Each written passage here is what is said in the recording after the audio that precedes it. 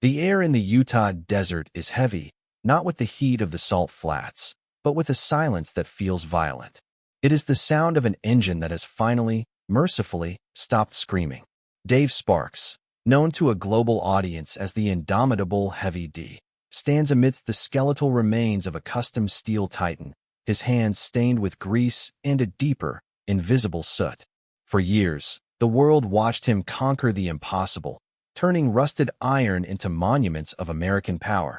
But they never saw the slow erosion of the man beneath the brand. Behind the roaring laughter and the smoke of spinning tires lay a cavernous isolation, a psyche stretched thin by the relentless demand to be larger than life. The cameras captured the triumph. They missed the moment his internal compass shattered. How does a man who built an empire on the strength of steel survive the realization that his own foundation is made of glass? The dawn over the Utah high desert does not break so much as it bruises, bleeding a cold, jagged purple across the Ochre Mountains. In the blue-gray shadows of the Diesel brothers' sprawling compound, the silence is heavy, a physical weight that presses against the corrugated metal of the massive garage bays. Before the first air compressor kicks to life, before the swarm of camera operators and production assistants descend with their cables and artificial lights, there is Dave Sparks. He stands alone in the center of the shop, a silhouette framed by the skeletal remains of a monster truck, a titan of steel and rubber that seems to be watching him. To the world, he is Heavy D, a name synonymous with indestructible American grit, a man who bends iron to his will. But in this pre-dawn stillness, the persona feels less like an achievement and more like a shroud. The air here is thick, a visceral soup of aerosol grease, burnt diesel, and the metallic tang of fresh welds. It is the scent of his empire, yet today, it feels suffocating. As he runs a calloused hand over the cold flank of a custom chassis, the narrator observes the subtle tremor in his grip, not from weakness, but from a profound, crystalline exhaustion that has begun to settle into his marrow. The Heavy D the world demands is a man of infinite kinetic energy, a loud, laughing architect of chaos who never tires, never doubts, and never blinks. But inside the quiet theater of his own mind, Dave is navigating a labyrinth of expectations that have become a cage. He is the sun around which hundreds of employees, a global television audience, and a massive brand revolve. He knows with a terrifying certainty that if he falters, the gravity of that entire world will collapse upon those he loves. The production crew arrives, and the atmosphere shifts instantly. The silence is violated by the rhythmic clatter of equipment cases and the bark of directors. Dave feels the familiar mask sliding into place. It is a practiced alchemy, transforming the hollow ache in his chest into a boisterous, televised bravado. He steps into the light of the high-definition cameras, his smile wide and convincing, yet the lens captures a flickering shadow in his eyes that no studio lighting can erase. Every joke he cracks, every larger-than-life gesture he performs for the rolling tape, feels like a slow-motion betrayal of the man underneath. He is cannibalizing his own peace to feed the beast of the brand. As the day wanes and the final shot of the episode is called, the shop erupts in cheers. The crew is ecstatic. They have captured another moment of manufactured triumph. His partners slap him on the back, their voices echoing off the steel rafters, but Dave is already elsewhere. He is staring through the dust motes dancing in a singular shaft of dying sunlight, his thoughts drifting to the structural integrity of his own soul. He has built machines that can survive a roll down a mountain, but he realizes with a jolt of internal panic that he has no such reinforcement for himself. The applause fades into a ringing in his ears, a psychic white noise. He looks at the heavy industrial doors of the compound, sensing a coming storm, a psychological tectonic shift that no reinforced chassis, no matter how overbuilt, can possibly weather. The cameras are powered down, but the weight of the crown remains, pressing harder now than it ever has before. He wonders, as he watches the last car leave the lot, if the man he was is already buried beneath the iron he created. The visual palette shifts, the vibrant, high-contrast saturation of the modern desert bleeding into the hazy, sepia-toned dust of a Utah morning decades ago. This is the landscape of a boy navigating a world that felt too vast and far too fragile. We see a young Dave Sparks, his frame smaller but his eyes possessed by a restless, kinetic intelligence that the traditional world, the world of quiet classrooms and still postures, never knew how to contain. The narrator observes him not as a child at play, but as a child at work, his small, dirt-caked fingers meticulously articulating the gears of a discarded bicycle. Even then, the air around him hummed with a quiet desperation, a foundational understanding that in the harsh, beautiful topography of his upbringing, worth was not a given. It was something earned through utility. The psychological imprint of these formative years is a study in the architecture of survival. The narration pulls us into the interiority of a boy who equated love with being useful and safety with being strong. In this rugged terrain, strength was the only acceptable currency, a hard-won armor against the unpredictabilities of a life that demanded resilience. We see him in a series of vignettes, hauling heavy stones to clear a path, fixing what was broken before others even noticed the fracture, and always building. He was not merely assembling machines. He was constructing a version of himself that was intended to be bulletproof. Each successful repair was a brick in a rising wall, a sanctuary of steel designed to shield a sensitive, searching soul that felt the world's edges too sharply. He learned early that the world does not ask how you feel if you are the one making sure the engines are running. This heavy archetype was not born of ego, but of a profound, unspoken need to provide, to be the unshakable pillar upon which others could lean. The camera lingers on a young Dave standing atop a ridge he has just conquered, the wind whipping his hair, his face set in a mask of premature stoicism. Yet, even in these early victories, a haunting psychological shadow begins to lengthen. The narrator reveals a recurring night terror that plagued his youth, a dream of a magnificent, towering structure made of solid iron, built by his own hands, that grows so massive it begins to groan under its own impossible density. In the dream, he watches the foundation crack not because of an external blow, but because the very material he used to ensure its strength has become too heavy for the earth to hold.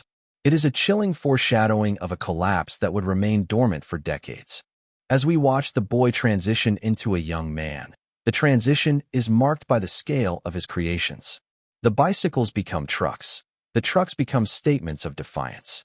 He moves through the world with an increasing intensity, a man who believes that if he can just build something large enough, stable enough, and loud enough, the quiet voice of his own vulnerability will finally be silenced. He is a master of the external, a wizard of the mechanical, but the narrator notes the deepening isolation in his gaze as he stares at his finished work. He stands before a reinforced chassis, the sunlight glinting off the polished chrome, unaware that he is perfecting his own cage. The chapter closes on a lingering shot of the boy's reflection in a puddle of oil, distorted, dark, and unreachable. Was he truly building a life of purpose, or was he merely constructing the world's most elaborate hiding place? The screen dissolves into a frantic, strobe-like montage of the Diesel brothers' global ascendancy, but the colors are bled out, viewed through a distorted, melancholic filter that drains the joy from the spectacle. We see the million-dollar builds, the gravity-defying jumps, and the sea of screaming fans at automotive expos, but the audio is not the expected roar of a 1,000-horsepower engine. Instead, it is a low, rhythmic thrum, the sound of a heartbeat accelerated by anxiety rather than adrenaline. Dave is at the center of every frame, the charismatic son of a multi-million-dollar solar system. The narrator observes the performative ease with which he navigates this world, yet as the camera lingers on his face between takes, the mask slips. The Heavy D persona has become a high-performance vehicle that Dave is forced to drive at redline, 24 hours a day, with no off-ramp in sight. The visceral loneliness of the peak is a quiet, suffocating cold. We see Dave in a crowded room, flanked by his brothers, men who share his sweat, his grease, and his vision. Yet he is psychologically adrift.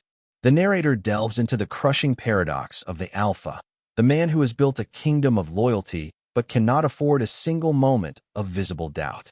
To his crew, he is the provider. To his family, he is the protector. To millions of viewers, he is the avatar of American invincibility. But who is he to himself? The internal conflict is a slow-motion car crash of identity. He has achieved the quintessential American dream: the fame, the fleet of vehicles, the influence, only to find that at the summit, the air is too thin to breathe. The success he spent his youth building now tastes like ash in his mouth, a hollow victory that demands he trade his soul for more content, more builds, and more growth. The shop, once a playground of mechanical wonder, has transformed into a factory of relentless pressure. The camera follows Dave as he walks through the hangar at night, the overhead fluorescent lights humming with an aggressive, sterile frequency. He looks at a line of trucks waiting for his approval, and for the first time, he doesn't see art. He sees obligations. He is a provider for hundreds of families, a responsibility that sits on his chest like a lead weight. The narrator notes the deepening lines around his eyes, the way his laughter in the footage now sounds like a rehearsed echo. He is a stranger to his own reflection in the polished chrome of a custom grill. He is the man who can fix anything with a wrench, yet he is staring at a fracture within his own spirit that no amount of torque can tighten. As the fame reaches a fever pitch, the psychological cost becomes undeniable. The first cracks appear, not in the hardened steel of his chassis or the reliability of his engines, but in his very ability to experience joy. The things that once fueled him, the smell of fresh tires, the first start of a new build, the camaraderie of the shop, now trigger a sense of profound, inexplicable dread. He is trapped in a cycle of perpetual motion, a shark that will die if it stops swimming. The narrator describes a moment of terrifying clarity. Dave standing on a stage before thousands of cheering people, feeling a sudden, violent urge to simply walk away into the darkness. He has everything he ever wanted, yet he feels as though he is starving in the middle of a feast. The chapter ends with a haunting visual. Dave sitting in the driver's seat of his most famous truck, the engine idling, his hands gripped so tight on the steering wheel that his knuckles turn white. He is the master of the machine, but as he stares into the rearview mirror, he realizes he no longer recognizes the man looking back. If this is what winning feels like, why does it feel so much like losing? The vibrant orange of the workshop's welding sparks fades into a cold, clinical blue. The air in the compound, once alive with the rhythmic percussion of pneumatic tools and the boisterous laughter of a brotherhood, has curdled into a heavy, stagnant tension. The camera moves with a slow, predatory intent, lingering on stacks of legal documents and the sterile glare of laptop screens that have replaced the visceral joy of the fabrication table. This is the winter of the diesel empire. The narrator observes Dave Sparks not as the conquering hero, but as a man under siege, the psychological burden manifesting in the rigid, defensive set of his shoulders and the way his gaze remains fixed on the floor. The environmental scrutiny and the relentless, public legal battles have become a different kind of engine, one that consumes peace and exhausts the spirit. The pressure is no longer about the next build. It is about the survival of a myth. The narration explores the corrosive fear of being found out, a deep-seated imposter syndrome not related to his undeniable mechanical genius, but to his human fragility. To the world, Heavy D is a force of nature, an immovable object. But inside the quiet sanctum of his mind, Dave is a man who is bleeding out from 1,000 microscopic cuts. Every legal filing, every headline questioning his integrity, and every vitriolic comment from a digital stranger acts as a hammer blow against the psychological armor he spent a lifetime welding together. He is trapped in a psychological death march, forced to maintain the image of the unstoppable diesel brother while his internal foundations are liquefying. The narrator notes the way he pulls away from the touch of his peers. As if intimacy itself were a threat to the crumbling facade he is so desperately trying to prop up. He begins to withdraw, the vibrant energy that once defined the shop replaced by a suffocating dread. We see him walking through the bays, but he no longer sees the beauty in the steel. He sees liabilities. He sees the weight of 100 employees whose livelihoods are tethered to his ability to remain unbroken. The camera captures him in his office, the only light coming from the harsh glow of a monitor, his face cast in a ghostly, digital pallor. The narrator describes the visceral sensation of metal fatiguing, the way a structural beam doesn't snap instantly, but develops microscopic fissures that spread until the entire integrity is compromised. Dave is feeling those fissures spreading through his own chest. He is the master of the overbuilt machine, yet he has neglected the maintenance of his own soul. The social media feeds continue to roll, a blurred stream of judgment and expectation that he cannot escape. He is the villain in one narrative and the hero in another, but in his own story, he is simply exhausted. The chapter culminates in a devastatingly quiet scene. The shop is empty, the crews have long since gone home, and only a single, flickering overhead light remains. Dave sits alone on a cold metal stool in the center of the darkened garage, the silence around him so absolute it feels deafening. He rests his head in his hands, his breath ragged in the cavernous space. The narrator observes the profound irony of the moment. He is surrounded by the strongest materials on Earth, yet he is faced with the terrifying realization that metal isn't the only thing that eventually breaks under relentless, unyielding stress. If the strongest man in the room finally snaps, who is left to hold up the ceiling? The cinematic roar that has defined Dave Sparks' existence for a decade does not end with a climactic explosion or a final, defiant rev of an engine. Instead, it fades into a haunting, low-frequency hum. The sound of a machine being unplugged, the power slowly draining until the gears grind to a painful, shuddering halt. The tragedy of this chapter is found in the silence. We witness the Great Deceleration, a period of quiet, total surrender where the momentum of $1 million empire finally meets the immovable object of human burnout. The camera captures the messy, unglamorous dismantling of the life Dave knew, stripped of the glossy post-production and the heroic music. It is the visual equivalent of a controlled demolition, watching the heavy D mythos crumble into a pile of steel and dust, leaving the man behind the mask standing in the debris, exposed and utterly alone. The narrative follows Dave through the wreckage of his own ambition. The unplugging is not a peaceful retreat. It is an agonizing psychological divorce from the only identity he has ever known. The narrator observes the profound emotional wreckage of stepping back from the spotlight, the way his hands shake when they aren't holding a steering wheel or a microphone. Without the constant, deafening noise of the engines and the blinding glare of the studio lights, Dave is forced into a terrifying vacuum. The narrator asks the question that Dave cannot bring himself to voice. Stripped of the power, the fame, and the metal, who is Dave Sparks? The identity crisis is visceral. He moves through his own home like a ghost, a stranger in a life he worked 1,000 nights to build.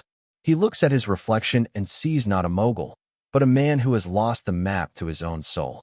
This downfall is treated not as a failure of industry, but as a necessary, brutal death of the ego.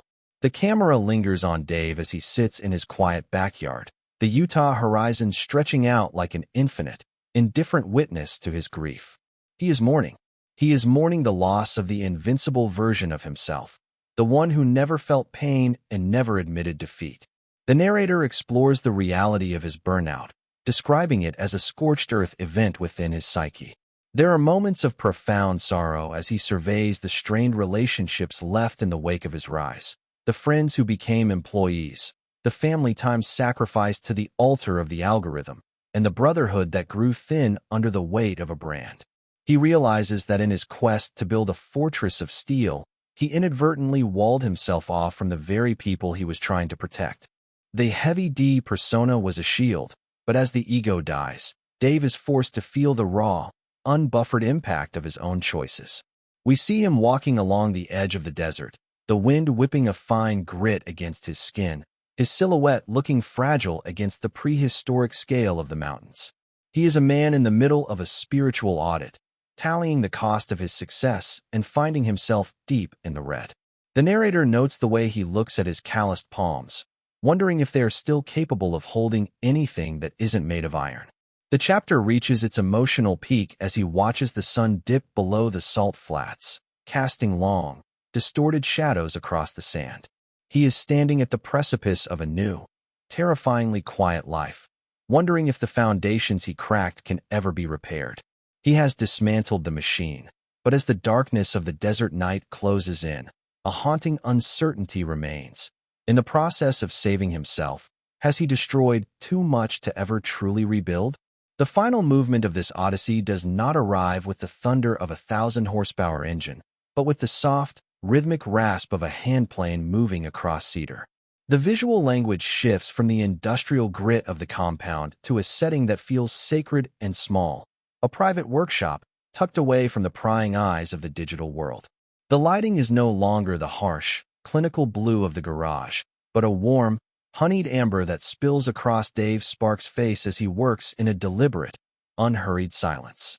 The narrator observes a profound transformation in his hands. They are still calloused, still stained by the history of his labor, but they no longer move with the frantic, jagged energy of a man outrunning a ghost.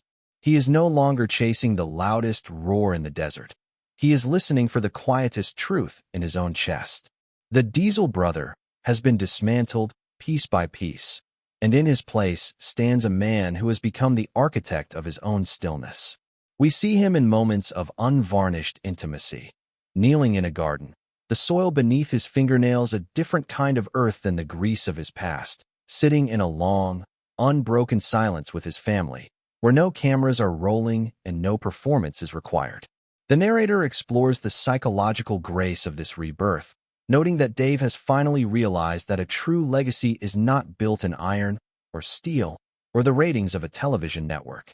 It is built in the fragile, invisible spaces between people and in the peace a man makes with the shadows that once threatened to swallow him whole. He carries the scars of the past years not as failures, but as necessary welds, reinforcements that make a structure stronger because it was once broken. There is a tragic beauty in his reflection. Through the third-person lens, we see him looking at old footage of Heavy D, and the expression on his face is one of distant, compassionate recognition. He acknowledges with a heavy, lyrical sadness that he can never return to the man he was. That version of himself is buried under the salt of the desert. But for the first time in a decade, he finally likes the man he is becoming. He has traded the adrenaline of the crowd for the steady, reliable pulse of a life lived with intention. He has learned that the most difficult build he ever faced was not a monster truck, but the reconstruction of his own identity after the spotlight went dark.